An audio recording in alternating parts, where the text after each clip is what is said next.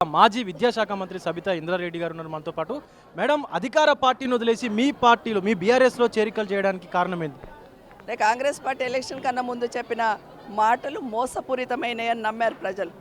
ఇప్పటికీ ప్రతి గ్రామంలో కూడా తప్పు చేశాము, కాంగ్రెస్ పార్టీకి ఓటేసాము, తప్పు చేశాము అనే ఫీలింగ్ ప్రతి ఒక్కరిలో వస్తూ ఉంది. ఎన్నికల కన్నా ముందు ఎన్ని రకాల హామీలు ఇచ్చినారో ఒక్క హామీ కూడా నెరవేర్చలేదు ఈ పార్టీ, కాంగ్రెస్ పార్టీ. కేసీఆర్ గారు ఉన్నప్పుడు చెప్పకుండా చేస్తున్నాడు కదా అని ఒక నమ్మకం, విశ్వాసం. కాబట్టి ఈరోజు అందరూ వచ్చి బీఆర్ఎస్ పార్టీలో చేరారు. మరి గ్రామాల్లో రైతులందరికీ రైతు భరోసా ఇస్తా ఉన్నాం, ఆత్మీయ భరోసా ఇస్తా ఉన్నాం, ఇందిరమ్మ ఇల్లు ఇస్తామని చెప్తా ఉన్నారు. నిన్న కూడా డిప్యూటీ సీఎం బట్టి విక్రమార్క కూడా చెప్తా ఉన్నారు. ఎంతవరకు నిజం ఇది? ఏమని ఇస్తున్నాము, మూడు ఎకరాలు ఉన్న వాళ్ళకి ఆల్రెడీ 3,000 కోట్ల రూపాయలు కూడా వాళ్ళ అకౌంట్లలో వేస్తున్నామని చెప్పేసి చెప్తా ఉన్నారు కదా. ఇప్పుడు కేసీఆర్ ఉన్న రోజు వారం రోజుల లేసేసిండు అందరికీ. గుంట భూమికి వెళ్ళి మొదలు పెడితే ఎన్ని ఎకరాలు ఉన్నా రైతు బంధు అనేది ఫటాఫట్ పడిపోయింది. కానీ ఈరోజు వీళ్ళు చెప్తున్న దాని ప్రకారం ఏ ఊరికి పోయినా ఏ ఒక్క రైతు నన్ను అడుగుదాం, మీరు రండి ఒకసారి నాతో, ఒక గ్రామానికి వెళ్దాం, ఆ గ్రామంలో ఎంతమందికి రైతు భరోసా పడిందని చెప్తారు. ఇప్పటి వరకు గ్రామంలో వాళ్ళు మొన్న ప్రజాపాలనలో తీసుకున్న ఒక ఊరు, మండలానికి ఒక్క ఊరు తీసుకున్నారు కదా, ఆ ఒక్క ఊర్లో వేసారు తప్పిస్తే మిగతా ఒక్క గ్రామంలో ఒక రైతు కూడా వేయలేదు. ఈ ఎస్ఎల్బీసీ ఘటన అనేది ఒకటి దురదృష్టవశాత్తు జరిగిందని చెప్పేసి వాళ్ళు అంటా ఉన్నారు. అధికార వైఫల్యమే, ప్రభుత్వ వైఫల్యమే అని చెప్పేసి మీరు అంటా ఉన్నారు. ఎట్లా అయింది ప్రభుత్వ వైఫల్యమే? దురదృష్టకర ఘటన అని అంటాం మేము కూడా. జరగకుండా ఉండాల్సింది జరిగింది. కానీ జరిగిన తర్వాత మీకు ఆ బాధ ఎక్కడ కనిపిస్తుంది ప్రభుత్వంలో?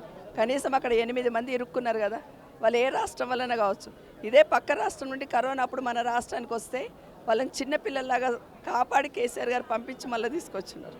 కానీ ఇప్పుడు 8 మంది అందులో ఇరుక్కున్నప్పుడు ముఖ్యమంత్రి ఒక్కరోజన్నా వెళ్ళి మాట్లాడారా? కొన్ని రివ్యూ చేసుకున్నారా? ఇప్పటికైనా ఇన్ని రోజులైనా కూడా 5-6 రోజులైనా కూడా ఇప్పటివరకు కనీసం దాని ఒక చిన్న రివ్యూ లేదు. ఏం జరుగుతుందనేది లేదు. అక్కడ 8 మంది ప్రాణాలు అందులో ఉంటే కనీసం వాళ్ళని కాపాడాలన్న ఆలోచన ప్రభుత్వానికి లేదు. 100% వైఫల్యం అని చెప్తాం. ఇప్పుడు మరి గతంలో ఇప్పుడు ఈయన సీఎం రేవంత్ రెడ్డి అయిన తర్వాత సుంకిశాల పోయింది, పెద్దవాగు పోయింది, ఇప్పుడు ఈ టన్నల్ ఘటన కూడా జరిగిందని చెప్పేసి ప్రధానంగా హరీష్ రావు అంటున్నారు, కేటీఆర్ అంటూ ఉన్నారు, మీరు కూడా ప్రస్తావిస్తున్నటువంటి సందర్భం ఉంది. మరి కాళేశ్వరం పరిస్థితి ఏంది? కాళేశ్వరం పరిస్థితి ఏందనే తెలుస్తుంది కదా. మీరు అన్నారు కదా కొట్టుకుపోయింది అయిపోయింది అన్నారు. కానీ ఎట్లా తట్టుకొని నిలబడింది? ఎంత పెద్ద వర్షం వచ్చినా కూడా తట్టుకొని నిలబడింది కదా. చిన్న రిపేర్ వస్తే దాన్ని చేయకుండా ఎట్టి పరిస్థితుల్లో కేసీఆర్ని బదలం చేయాలనే ఆలోచనతో కాళేశ్వరం ఫెయిల్యూర్ ప్రాజెక్ట్ అని ప్రూవ్ చేసే ప్రయత్నంలో 1.5 year అవుతుంది. ఇప్పుడు ఏమన్నా దానికి ఇబ్బంది వచ్చిందా? కానీ అది తప్పు కావాలని చేస్తున్నది ఇప్పటికీ అర్థమైంది. కాళేశ్వరంలో చిన్న ఇబ్బంది వచ్చిందంటే పైకి వెళ్ళి పరిగెత్తుకొచ్చారు కదా సెంట్రల్కి వెళ్ళి. మరి ఇన్ని ఫెయిల్యూర్స్ అవుతుంటే ఎందుకు పరిగెత్తుకు రావట్లేదు? టోటల్గా వాళ్ళలో ఉన్నటువంటి మంత్రులే సీఎం కుర్చీకి ఎసరు పెడుతున్నారు అని చెప్పేసి మాట్లాడుతూ ఉన్నారు. ఎంతవరకు నిజంగానే పెడుతున్నారు ఎసరు? రేవంత్ రెడ్డి చెప్తున్నాడు కదా, మేం కాదు కదా, రేవంత్ రెడ్డి చెప్తున్నారు. వాళ్ళకి ఏమైపోయిందంటే ఒకరి మీద ఒకరికి నమ్మకం లేదు. ఈ ముఖ్యమంత్రి గారికి ఆయన నీడ మీద ఆయనకే నమ్మకం లేదు. రైట్, ఇది పరిస్థితి. ఆయన క్యాబినెట్లో ఉన్నటువంటి మినిస్టర్సే సీఎం కుర్చీ కింద నిప్పు పెడతా ఉన్నారు, ఆయన కిందకి నీళ్లు తెస్తా ఉన్నారు అని చెప్పేసి కూడా సబితా ఇంద్రారెడ్డి మాట్లాడుతున్నటువంటి పరిస్థితి కనిపిస్తూ ఉంది.